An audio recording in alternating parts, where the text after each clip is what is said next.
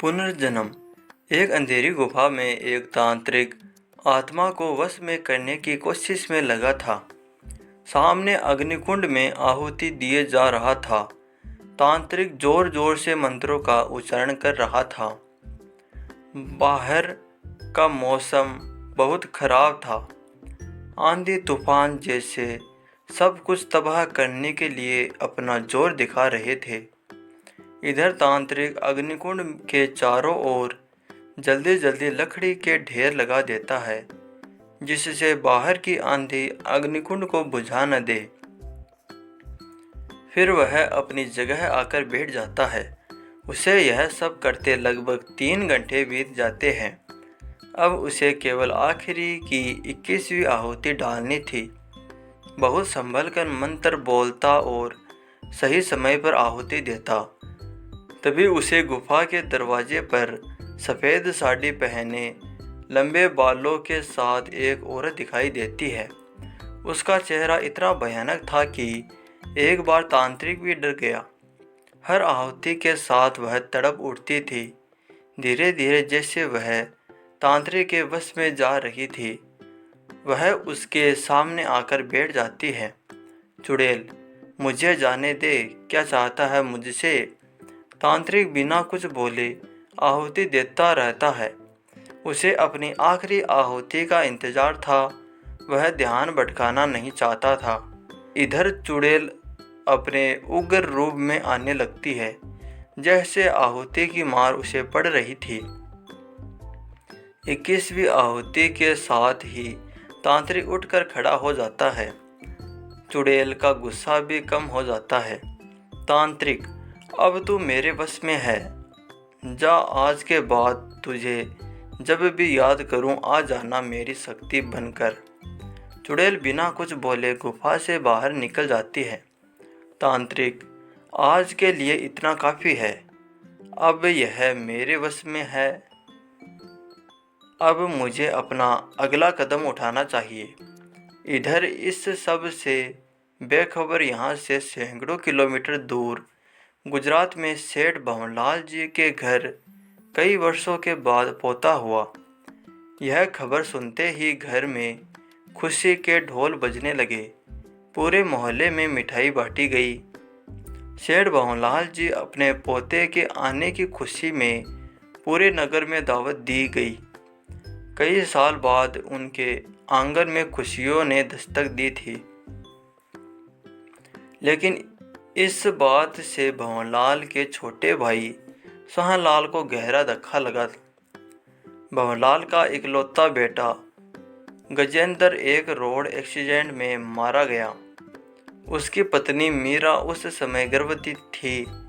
कहने वाले कहते हैं कि सोहनलाल ने जायदाद के लालच में अपने भतीजे का एक्सीडेंट करवा दिया। सोहनलाल बच्चे के पीछा छुड़ाने की तरकीब सोचने लगे। उसने उसी रात अपने भरोसे के आदमी रखवाना किया जो तांत्रिक के पास पहुंचा। नौकर, सेठ सोहनलाल ने उस बच्चे को ख़त्म करने के लिए कहा है। तांत्रिक, काम हो जाएगा, बस ये बता पैसा कितना मिलेगा? आदमी, मुँह मांगा पैसा मिलेगा, बोल कितना चाहिए? फिलहाल ये 5 लाख रख। तांत्रिक, अब जा, मुझे पूजा करनी है। अपने मालिक से कहियो पैसे तैयार रखे। जल्द से जल्द उसे अच्छी खबर मिलेगी। तांत्रिक पूजा कर चुड़ैल को बच्चे को ख़त्म करने का काम सौंपता है। चुड़ैल रात को सेठ भंवरलाल की हवेली के बाहर पहुंच जाती है। जब रात को सब सो रहे थे तो वह बच्चे को मारने जाती है। बच्चे को मारने के लिए वह जैसे ही बच्चे के गले तक अपने बड़े बड़े नाखूनों वाले हाथ ले जाती है, देखकर चौंक जाती है। जैसे वह नींद से जाग जाती है। यह तो उसका अपना बच्चा है। उसे याद आता है, एक आदमी कार से जा रहा था। किसी ने उसे गोली मारी जिससे उसका बैलेंस बिगड़ गया और कार सामने से गोदी में बच्चा लिए औरत को टक्कर मारती है, फिर गहरी खाई में गिर जाती है। गाड़ी में भंवरलाल का बेटा गजेंद्र था। चुड़ैल, यह तो मेरा बेटा है, इसे जन्म मिल गया। मैं भटक रही हूँ। अपनी उम्र पूरी करने के लिए मैं इसे कोई नुकसान नहीं पहुँचाने दूंगी। आज से मैं अपने बेटे की रक्षा करूंगी। अगले पल वह तांत्रिक के सामने होती है। तांत्रिक, हो गया काम, जा अब आराम कर। चुड़ैल, अभी तू पूजा नहीं कर रहा है, न ही मैं तेरे वश में हूँ। पहले यह बता कि किसने तुझे बच्चे को मारने के लिए कहा था। तांत्रिक, अच्छा अभी बताता हूँ। वह अग्निकुंड की ओर जाने लगा, लेकिन चुड़ैल के एक वार से नीचे गिरी गया। चुड़ैल उसकी छाती पर बैठ गई। तांत्रिक, मुझे मत मार, मैं तुझे छोड़ दूंगा। चुड़ैल, पहले उसका नाम बता। तांत्रिक, उसके चाचा सोहनलाल ने। चुड़ैल, उस बच्चे को किसी ने छुआ भी तो मैं उसे जिंदा नहीं छोड़ूंगी।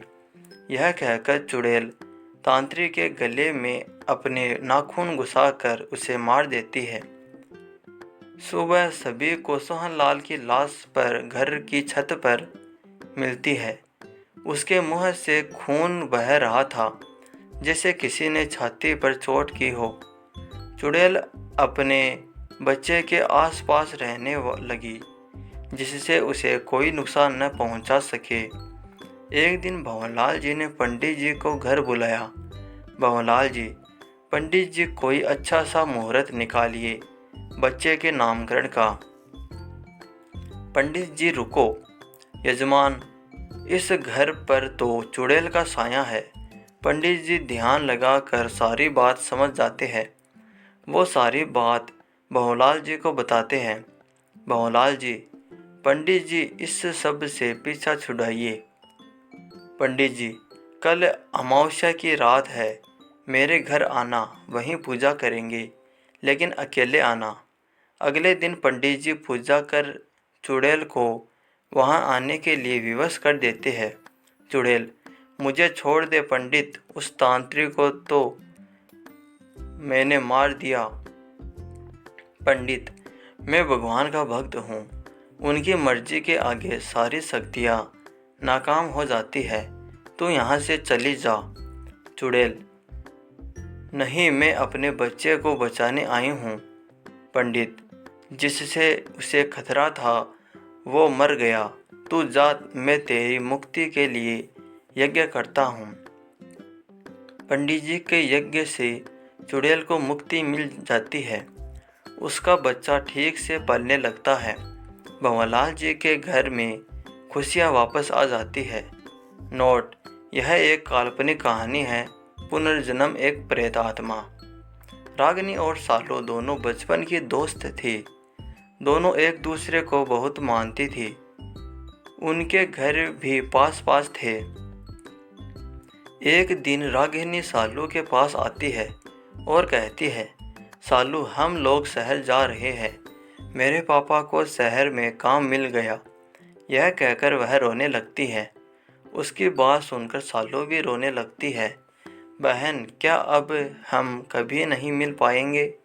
रागिनी बोली, पता नहीं, किस्मत को मंजूर होगा तो हम ज़रूर मिलेंगे। तू एक काम करना, मुझे फ़ोन करती रहना, मैं भी शहर पहुंचकर तुझे अपना नया नंबर दे दूंगी।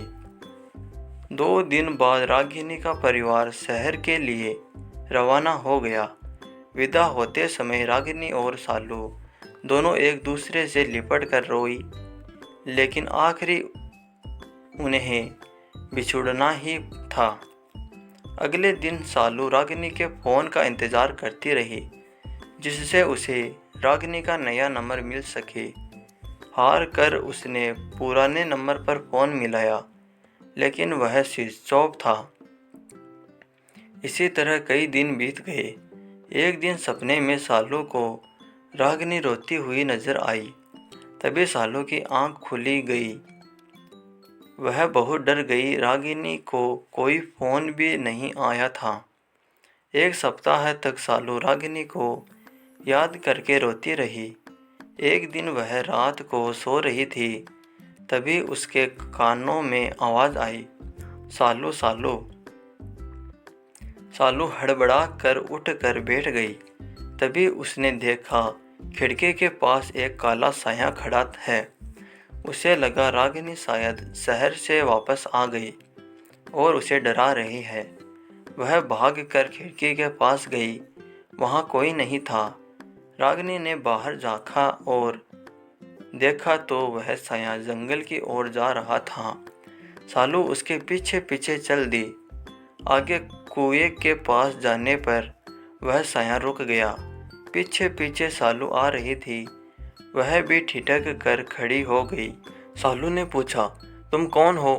तभी वह साया मुड़ा और सालू ने जो देखा उसके होश उड़ गई। वह रागिनी थी। उसके माथे से खून निकल रहा था।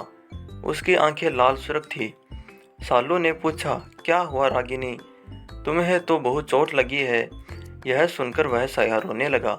काश हम यहाँ से गए ही नहीं होते। यहाँ से जाने के बाद हमारी बस खाई में गिर गई। सब मर गए। मेरी आत्मा को शांति नहीं मिली। मैं तुम्हें लेने आई हूँ। तुम मेरे साथ चलो। यह सुनकर सालू जोर जोर से रोने लगी। वह बहुत डर गई थी। वह वापस भाग कर अपने घर आ गई। रागिनी उसे आवाज़ देती रही। घर आकर सालू ने सारी बात अपने माता पिता को बताई। उन्होंने गांव के पंडित जी से बात की और रागिनी के परिवार की आत्मा की शांति के लिए उन सबका श्रद्धा और पिंडदान करवाया। सालू ने रोते रोते रागिनी को विदा किया। धीरे धीरे समय बीत गया। सालू अब बड़ी हो गई थी। आज उसकी शादी थी। पूरे गांव में शादी की हलचल थी। घर में हल्दी और मेहंदी लगाई जा रही थी। घर में गाना बजाना चल रहा था। तभी सालू के घर के बाहर एक गाड़ी आकर रुकी। उसमें से दो पति पत्नी अपनी 5-6 साल की बेटी के साथ उतरे। उन सज्जन ने सालू के पिता से कुछ बात की। सालू के पिता की आंखें नम हो गई थी। वे उन तीनों को सालू के पास ले गई। बेटी देख, तेरे से मिलने कौन आया है। इससे पहले वे आगे बताते वह छोटी सी बच्ची बोली पड़ी, क्यों सालू की बच्ची अकेले अकेले शादी कर रही है? मुझे नहीं बुलाया। यह सुनकर सालू आश्चर्य से उस बच्ची को देखने लगी। उसे कुछ समझ नहीं आ रहा था। तभी वह बच्ची बोली, मैंने कहा था ना मैं तुमसे मिलने आऊंगी। देख मैं आ गई। यह कहकर वह सालू की ओर बढ़ी। सालू बोली, तुम कौन हो? वह लड़की बोली, मैं तेरी सहेली रागिनी। तू भूल गई ना मुझे? तब उन सज्जन ने बताया, बेटी हमारे घर 6 साल पहले यह बेटी पैदा हुई थी। फिर जब यह बोलने लगी तभी से इस गांव के बारे में तुम्हारे बारे में बताने लगी। पहले तो हमने इसकी बातों पर ध्यान नहीं दिया, लेकिन आज से 2 दिन पहले यह जिद करने लगी कि इसकी सहेली की शादी है, इसे वहाँ जाना है, तो मजबूर होकर हम इसे यहाँ ले आए। सालू की आंखों से आंसू बह रहे थे। वह उस बच्ची के गले लग गई। बहन, तू कहाँ चली गई थी? तुझे पता है मैं कितना रोई हूँ तेरे लिए। रागिनी के रूप में वह बच्ची बोली, जब तू मेरा पिंडदान कर रही थी तब मैं भी बहुत रो रही थी। फिर मुझे मुक्ति मिल गई। अब मेरा पुनर्जन्म हुआ है जब मैं तुमसे मिलने आई हूँ।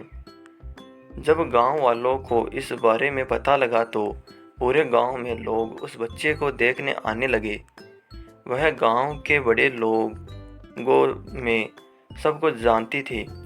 सालू के पिता ने उस बच्चे के पिता के से अनुरोध किया कि वे शादी पूरी होने तक यहीं रुक जाए। सालू की शादी हुई। दोनों विदा के समय एक दूसरे से मिलकर रोई। सालू के जाने के बाद वह बच्ची अपने माता पिता के साथ चली गई। उसके बाद किसी ने उन्हें कभी नहीं देखा। तो दोस्तों, आपको कहानी कैसी लगी हमें कमेंट कर जरूर बताइए और प्लीज़ वीडियो को लाइक कीजिए और चैनल को सब्सक्राइब कीजिए। Thank you.